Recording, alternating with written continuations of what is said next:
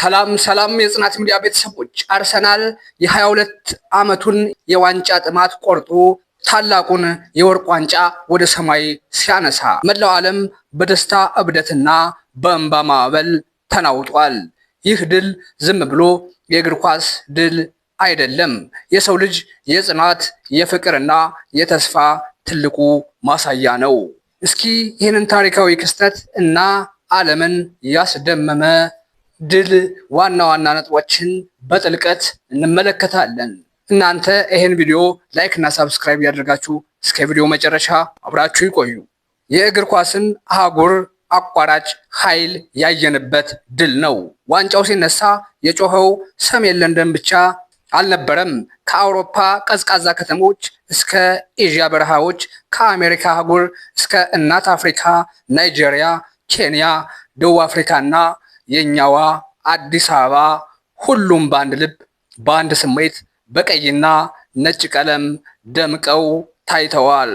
የሰው ልጅ ቋንቋ፣ ዘር፣ ቀለምና ሃይማኖት ሳይለየው በአንድ አርሰናል በሚል ቤተሰብነት ሲተቃቀፍ ማየት ዓለም ምን ያህል ውብ እንደሆነች ያሳየናል።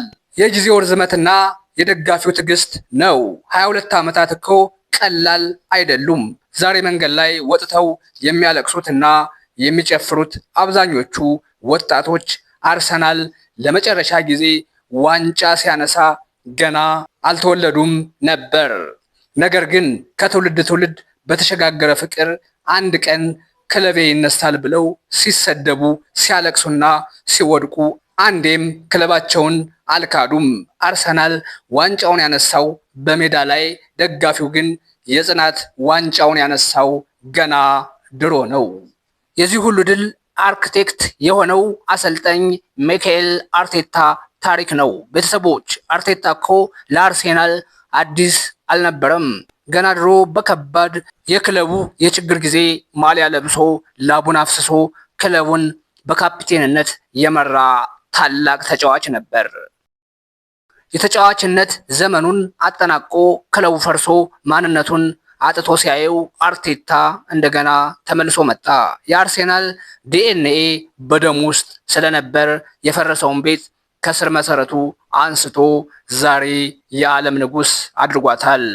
አርቴታ ይሄን ድል ያመጣው አልጋ ባልጋ መንገድ አይደለም። ገና ሲመጣ ልምድ የለውም፣ አይችልም ተብሎ ተተቼ።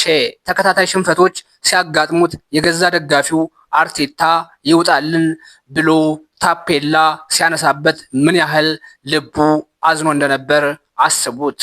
ያኔ የተሰደበው ሰው ዛሬ ጀግና ሆኖ ተጫዋቾቹ እንደ ኳስ አየር ላይ እየወረወሩ ሲቀባበሉት፣ ከቤተሰብ ጋር ሆኖ የደስታ እንባ ሲያለቅስ ስናይ ተስፋ አለመቁረጥ መጨረሻው ክብር ነው የሚለውን ትልቅ የሆነ የህይወት ትምህርት እንማርበታለን።